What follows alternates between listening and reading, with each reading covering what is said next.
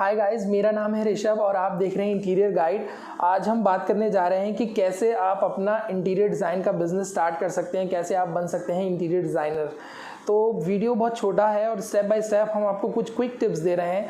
इनको पूरा वीडियो को एंड तक देखें ताकि आपको सब कुछ अच्छे से समझ में आए। दोस्तों, अपनी पहली टिप है फॉर्मल एजुकेशन। दोस्तों, फॉर्मल एजुकेशन से आप समझ ही गए होंगे कि मैं बात करने जा रहा हूँ इंटीरियर डिज़ाइन के एजुकेशन के बारे में।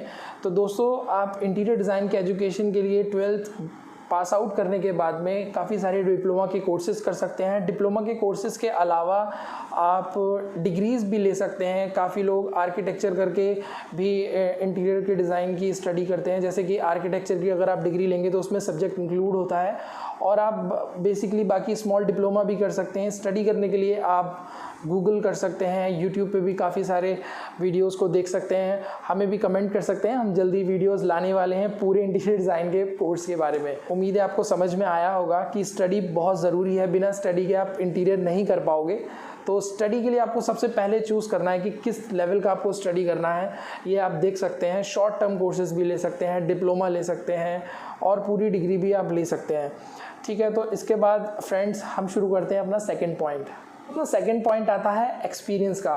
तो दोस्तों, पढ़ाई करने के बाद भी आपको एक्सपीरियंस लेना बहुत ज़रूरी है। अगर आपने लर्न कर लिया ठीक है, लेकिन उसको काम को प्रैक्टिकल लाइफ में उतारना बहुत ज़रूरी है। तो उसके लिए आप अपनी पढ़ाई पूरी करने के बाद में इंटीरियर की इंटर्नशिप भी कर सकते हैं। साथ ही साथ आप इंटर्नशिप के अलावा आप जॉब्स के लिए भी अप्लाई कर सकते हैं।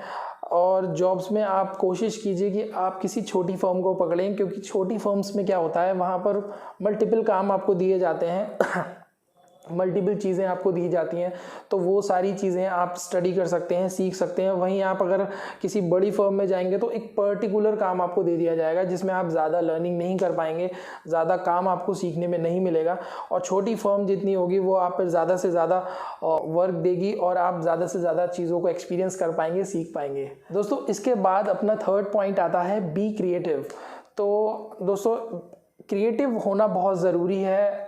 आप जॉब्स के साथ साथ, वर्क करने के साथ साथ अपनी क्रिएटिविटी को भी बढ़ाएं। आप सोशल मीडिया से कनेक्ट रहें। आप पिंटरेस्ट ब्राउज़ करें। पिंटरेस्ट एक ऐप है जहां पर आप काफ़ी सारे नए डिज़ाइंस, इंटीरियर से related products, furniture, lighting, paints, colours, काफ़ी कुछ उसमें डिज़ाइनिंग टिप्स ये सब देख सकते हैं। यूट्यूब पर आप अपडेट्स ले सकते हैं।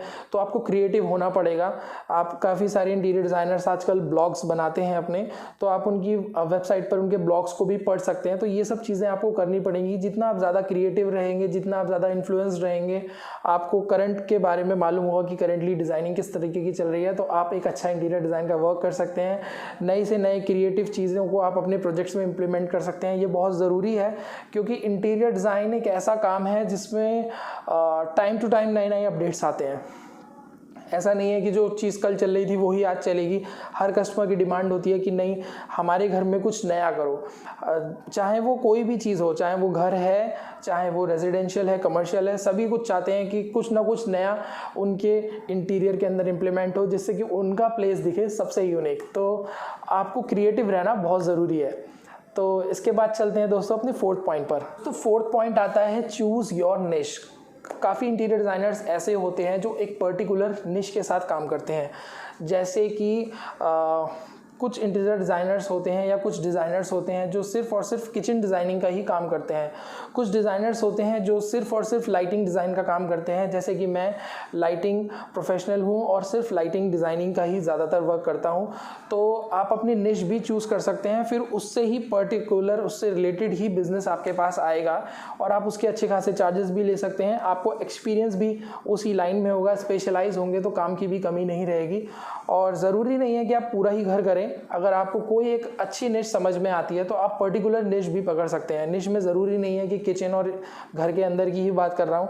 निश में आप ये भी देख सकते हैं कि अगर आप होटल्स के ही इंटीरियर प्रोजेक्ट्स करना चाहते हैं तो वो भी एक निश हो जाती है।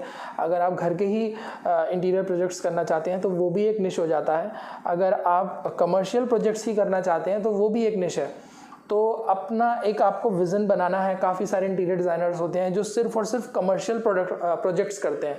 काफ़ी डिज़ाइनर्स होते हैं जो सिर्फ और सिर्फ रेजिडेंशियल करते हैं, तो ये आपको देखना है कि आपका टेस्ट क्या है और आपको एक निश ज़रूर केटर करनी चाहिए, क्योंकि एक निश में आप होंगे तो लोग आपको उस ही पर्टिकुलर कैटेगरी के लिए जानेंगे, आपको भी उस पर्टिकुलर कैटेगरी का एक्सपीरियंस होगा और आप उसमें बेहतर अपना वर्कआउट दे पाएंगे।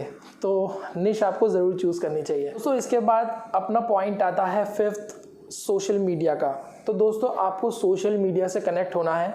अगर आप अपने पर्सनल नेम से भी आप अपने सोशल हैंडल्स बना सकते हैं, या अगर आप पर्टिकुलरली आपने प्लान कर लिया है बिज़नेस करने का तो अपने बिज़नेस नेम से भी आप सोशल मीडिया पर अपने अकाउंट्स बना सकते हैं, इंस्टाग्राम पर, फेसबुक पर और लिंक्डइन पर। तो यहाँ से आपको काफ़ी बिज़नेस भी मिलेगा, साथ में अपडेट्स मिलेंगी, नए लोगों से आप कनेक्ट रहेंगे, यहाँ आप अपने नए से नए वर्क्स डालेंगे तो आपको रेफरेंसेस के थ्रू और डायरेक्ट कस्टमर्स भी मिलेंगे।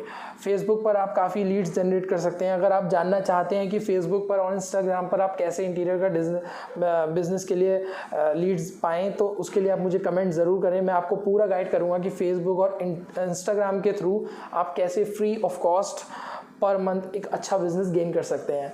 तो सोशल मीडिया पर बने रहिए। उसके बाद अपना 6th टिप आता है कम्युनिकेशन स्किल्स का। दोस्तों ये सबसे इम्पॉर्टेंट पॉइंट है, क्योंकि बिना कम्युनिकेशन स्किल्स के आप ना ही सेल्स कर पाएंगे, ना ही किसी कस्टमर को इम्प्रेस कर पाएंगे और ना समझा पाएंगे। तो कम्युनिकेशन स्किल्स आपकी अच्छी होनी चाहिए। ज़रूरी नहीं है कि आप इंग्लिश ही बोलें, अगर आपको हिंदी आती है आप हिंदी में ही बात करें, मगर आपका बात करने का तरीका, आपका समझाने का तरीका अच्छा होना चाहिए। कम्युनिकेट आप अच्छे से कर पाएँ, ये आपको स्किल्स अपने अंदर डेवलप करनी होगी।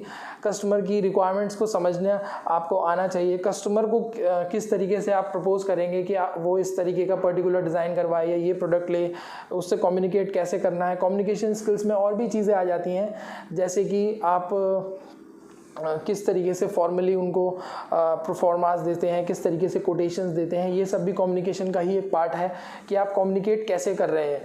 तो कम्युनिकेशन स्किल्स पर आपको काफ़ी ध्यान देना है, नई वोकेबलरीज से आपको अपडेटेड रहना है, लैंग्वेजेस पर आपकी पकड़ अच्छी होनी चाहिए, चाहे आप हिंदी बोल रहे हैं, इंग्लिश बोल रहे हैं, जो भी बोलें कॉन्फिडेंटली बोलें। कम्युनिकेशन स्किल्स आपकी इंप्रूव रहें। कम्युनिकेशन स्किल्स के लिए आप यूट्यूब पर काफ़ी सारे वीडियोज़ देख सकते हैं। इसके बाद अपना लास्ट पॉइंट आता है सॉफ्टवेयर के बारे में।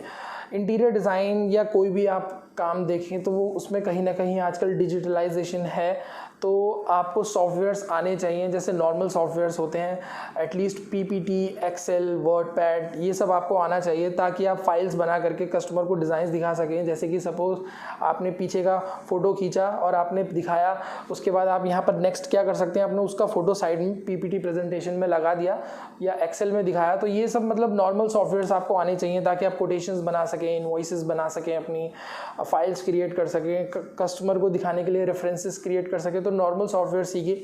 इसके बाद अगर आप कर सकते हैं तो ज़रूर कीजिए कुछ प्रोफेशनल सॉफ्टवेयर्स को लर्न करने का काम, जैसे कि 3D Max हुआ, AutoCAD हुआ, जिन पर आप कम्प्लीटली 3D डिज़ाइंस दिखा सकें। अगर आप स्टार्टिंग में 3D डिज़ाइनिंग या स्केचिंग नहीं भी जानते हैं तो ये काम आप आउटसोर्स भी करवा सकते हैं। जैसे कि आउटसोर्स में बहुत सारे आजकल डिज़ाइनर्स हैं जो आपको फेसबुक पर मिल जाएंगे, फेसबुक ग्रुप्स में आप देख सकते हैं, पोस्ट में सर्च कर सकते हैं। आउटसोर्स डिज़ाइनर्स आपके लिए डिज़ाइन वगैरह सब रेडी करके दे देंगे, लेकिन आपको क्रिएटिव होना पड़ेगा, आपको एक्सपीरियंस लेना पड़ेगा, क्योंकि विदाउट एक्सपीरियंस आप उनको भी गाइड नहीं कर पाओगे कि आपको इंटीरियर में एक्चुअली क्या करना है।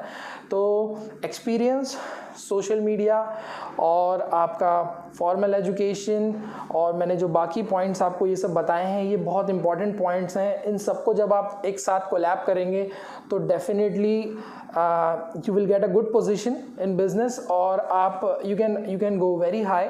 तो आपको ये बेसिक्स पर ज़रूर अपनी पकड़ बनानी चाहिए। दोस्तों ये थे हमारे आज के कुछ इंटीरियर डिज़ाइन के बिज़नेस को लर्न करने के टिप्स, और उम्मीद करता हूँ आपको वीडियो पसंद आया होगा। आप मुझे कमेंट ज़रूर करें नेक्स्ट वीडियो आप कौन सा देखना चाहेंगे, और साथ में चैनल को ज़रूर सब्सक्राइब करें। Good bye.